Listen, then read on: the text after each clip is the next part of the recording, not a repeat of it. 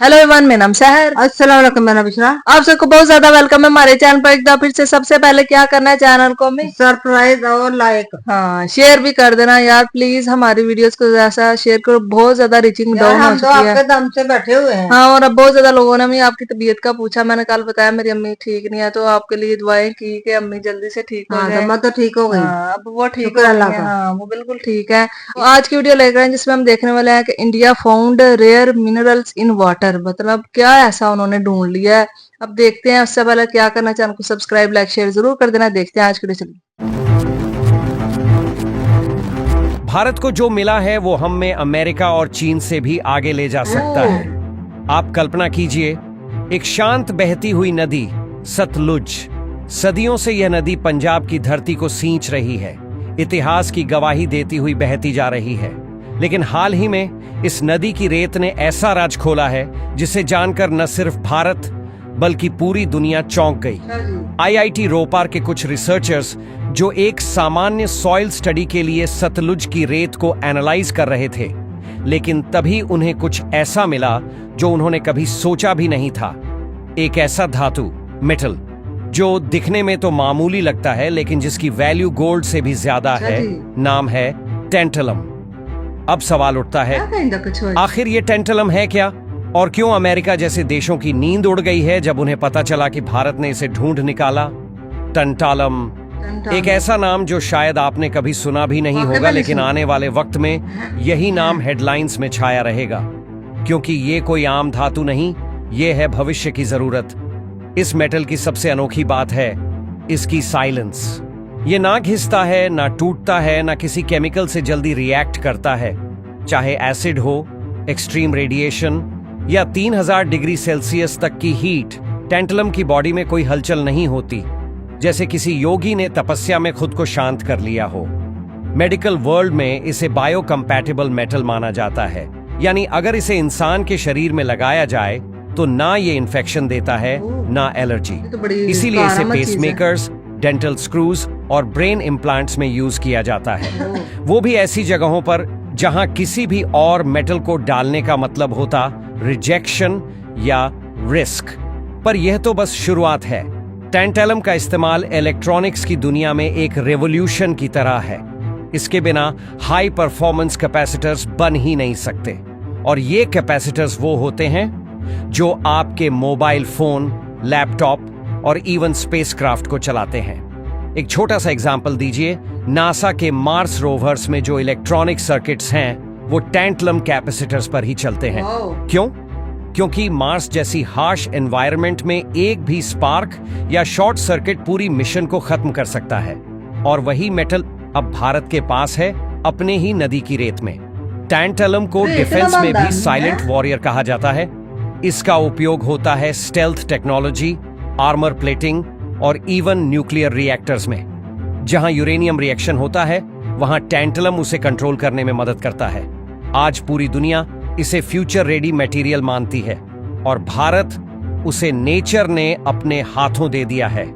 जब आईआईटी रोपार के साइंटिस्ट्स ने सतलुज की रेत में यह डिस्कवरी की, तब शायद उन्हें भी अंदाजा नहीं था कि यह पूरी दुनिया की स्ट्रेटेजिक इक्वेशन को हिला सकती है। टैंटलम एक ऐसा मेटल जो इतने लिमिटेड देशों के पास है कि दुनिया के सिर्फ 5% हिस्से को इसकी पूरी प्रोडक्शन का एक्सेस है, और अब भारत उस मैप में शामिल हो गया है।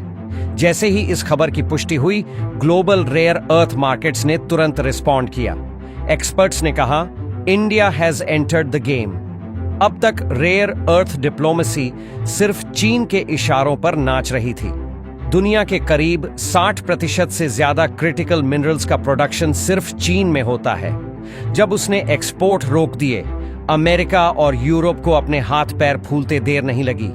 अब भारत के पास एक मौका है, सिर्फ बाजार का हिस्सा बनने का नहीं, बल्कि उसकी दिशा तय करने का। भारत सरकार इसको लेकर काफी अलर्ट हो चुकी है।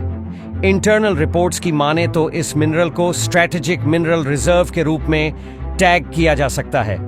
इसका मतलब यह होगा कि इसकी माइनिंग और डिस्ट्रीब्यूशन टाइटली कंट्रोल्ड एजेंसीज जैसे BARC, DRDO और ISRO के जरिए होगा। पंजाब गवर्नमेंट ने भी geological survey of India GSI के साथ मिलकर इस जोन की साइंटिफिक मैपिंग शुरू कर दी है। अब पूरे सतलुज रिवर बेल्ट की स्कैनिंग की जा रही है, सिर्फ यही देखने के लिए कि कहीं और भी ऐसे डिपॉजिट्स हैं या नहीं। इंटरनेशनल एनालिस्ट्स अब इसे इंडियाज रेयर अर्थ मोमेंट कह रहे हैं, कुछ वैसा ही जैसा 20वीं सदी में ऑयल रिच देशों ने महसूस किया था।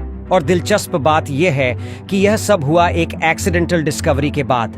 यह साबित करता है कि भारत की मिट्टी में सिर्फ हेरिटेज ही नहीं, पॉसिबिलिटी भी छुपी हुई है, बस उसे देखने की नजर चाहिए। अब चलिए सोचते हैं एक फ्यूचरिस्टिक विजन के साथ। मान लीजिए भारत ने इस टैंटेलम डिस्कवरी को सिस्टमैटिकली डेवलप किया, तो इसका इफेक्ट कहां कहां हो सकता है। सबसे पहले चिप मैन्युफैक्चरिंग। आज जो सिलिकॉन चिप्स आपके फोन, लैपटॉप और इवन स्मार्ट फैन में लगती है, उनके लिए रेयर अर्थ एलिमेंट्स क्रिटिकल हैं। टैंटलम इन चिप्स को हीट प्रूफ और रेडिएशन रेजिस्टेंट बनाता है। भारत, जो अब तक चिप प्रोडक्शन में पीछे था, वो अपने खुद के टैंटलम बेस्ड फैब्रिकेशन यूनिट्स शुरू कर सकता है, खासतौर पर डिफेंस और स्पेस ग्रेड सर्किट्स के लिए। फिर आता है बैटरी इनोवेशन। आज ईवी रेवोल्यूशन का सबसे बड़ा चैलेंज है बैटरी एफिशिएंसी और थर्मल स्टेबिलिटी। टैंटालम के नैनो एलॉयज से ऐसी बैटरीज बन सकती हैं जो ज्यादा चलें, जल्दी चार्ज हों और ओवरहीट ना करें। अब बात करते हैं मेडिकल साइंस की। इमेजिन कीजिए कि एक इंडियन पेशेंट को इंपोर्टेड पेसमेकर की बजाय मेड इन इंडिया इम्प्लांट लगे, जो इंटरनेशनल लेवल पर अप्रूव्ड हो और कीमत में 70% सस्ता हो। और डिफेंस, बस एक उदाहरण सुनिए। अमेरिका के B-2 स्टील्थ बम्बर्स और F-22 जेट्स के इंजन में टैंटलम बेस्ड एलॉयज इस्तेमाल होते हैं ताकि वो हाई हीट को अब्सॉर्ब कर सकें और रेडार से बच सकें। अब जब वही रिसोर्स हमारे पास है, तो भारत अपने तेजस और ब्राह्मोस को नेक्स्ट लेवल पर ले जा सकता है। इसीलिए अब वक्त है कि भारत सिर्फ रिसोर्सेज डिस्कवर ना करे, उन्हें स्ट्रैटेजिकली डेवलप करे। प्राइवेट सेक्टर को भी इसके लिए रेडी रहना होगा, क्योंकि आने वाले 5 से 7 सालों में ग्लोबल डिमांड इतनी बढ़ने वाली है कि जो देश तैयार नहीं होंगे वो पीछे छूट जाएंगे। ये डिस्कवरी हमारे सामने एक रोड मैप रखती है, एक ऐसा फ्यूचर जहां भारत न सिर्फ एक कंज्यूमर होगा, बल्कि इनोवेशन एक्सपोर्टर भी। दोस्तों, ये सिर्फ एक साइंटिफिक डिस्कवरी नहीं है, ये भारत की मिट्टी का वो उत्तर है जो सदियों से अनदेखा रह गया था। सतलुज की शांत रेत के नीचे छुपा था भारत का टेक्नोलॉजिकल भविष्य, और अब वो पूरी दुनिया के सामने है। कभी कभी नेचर खुद चुनती है किसे वो अपने रहस्य सौंपे, और इस बार उसने भारत को चुना है। यह खोज न केवल वैज्ञानिक दृष्टिकोण से महत्वपूर्ण है, बल्कि यह हमें यह भी सिखाती है कि इनोवेशन केवल बड़े लैब्स या फॉरेन कंट्रीज तक सीमित नहीं है। IIT रोपर जैसे इंस्टीट्यूट्स और इंडियन माइंड्स ही वो ताकत हैं जो भारत को अगले लेवल पर ले जाने वाले हैं। इसलिए जब भी आप अगली बार किसी रिवर के किनारे खड़े हों, याद रखिए, भारत की मिट्टी में सिर्फ इतिहास नहीं, भविष्य भी दबा हुआ है। अगर आपको लगता है कि ये डिस्कवरी भारत के लिए गेम चेंजर साबित हो सकती है, तो इस वीडियो को लाइक कीजिए, कमेंट करके बताइए कि आप क्या सोचते हैं। और आज की वीडियो तो भाई इंडिया जो दूसरे कंट्री से हासिल करता था, अब वो अपने कंट्री में ही बना के तो दुनिया को भी दे सकता है। तो अपने जो हथियार वो बनाते हैं। इसके अलावा बैटरीज बोल रहे हैं, जो मोबाइल में भी बैटरीज डलती हैं या फिर दूसरी बैटरीज होती है ना। देखा अक्सर मोबाइल चार्ज करने से या ज्यादा यूज करने से हीट हो जाती है, इनको बहुत ज्यादा तो गर्म हो जाते हैं। तो कह रहे हैं कि फिर गर्म नहीं ये हुआ करेंगी ये। और इसके अलावा जो भारत दूसरे कंट्री से अब ये टैंटलम जो बोल रहे हैं वो लेता था ना, अब ये अपने ही कंट्रीज में बना के दूसरे कंट्रीज को भी बेचेगा। तो ये भारत के लिए गेम चेंजर जो है वो साबित हो सकता है। फिर वो जो औजार जो कि पेशेंट के लिए बाहर के कंट्री से मंगवाए जाते थे, जब वो अपने ही कंट्री में बनेंगे तो फिर ऑपरेशन में 70% जो है ना उनको छूट मिलेगी। इतना ज्यादा मतलब इससे उनको फायदा हासिल होने वाला है।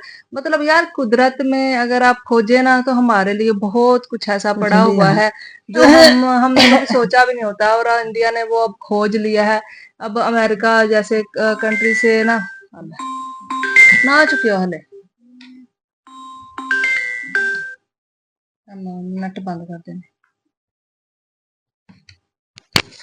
तो अभी अमेरिका जैसे कंट्री से ना इंडिया को कुछ भी मांगने की जरूरत नहीं है, वो अपने ही कंट्रीज में बना के अपनी ही चीजें, और फिर मोबाइल में भी जो चिप यूज होती है मोबाइल के लिए भी वो अपना ही वो टेटलम जो बोल रहे हैं इससे करेंगे, खुद बनाएंगे और खुद ही अपने कंट्री में यूज करेंगे, फिर दूसरे कंट्रीज भी डिमांड करेंगे। तो रेयर भाई उन्होंने चीज जो है ना अपने पानी में ही, मैंने सोचा कि पानी में ही उन्होंने ढूंढ लिया हमें है, निकल आई है ना। हाँ वो पानी में ही उन्होंने अपना कुदरत देख लें आप कि कितनी आपके लिए फायदेमंद हो सकती है। इंसानों का दिमाग ही है ना, वरना पहले कौन सा पता होता था कि भाई रेत, जैसे वो बोल रहे हैं रेत से वो ये चीजें बनाएंगे, क्या कभी किसी ने ऐसा सोचा होगा कि रेत से भी ये चीजें बन सकती हैं। अब इंडिया ने ये सब कुछ खोज लिया है, तो अब देखते हैं आने वाले वक्त में इंडिया और कितनी कामयाबी हासिल करता है। आपको ये वीडियो कैसी लगी बताना, फिर मिलता है एक और वीडियो में। Thank you.